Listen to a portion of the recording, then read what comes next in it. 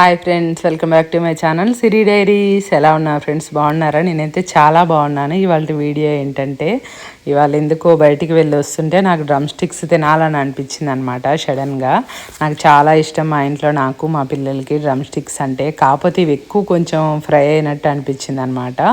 స్వాగత్లో తీసుకొని వచ్చాము. ఇంకా లైట్ రెడ్గా ఉంటుంది నార్మల్ కలర్ అయితే, ఇదైతే కొంచెం ఎక్కువ ఫ్రై అయినట్టు అనిపించింది అనమాట.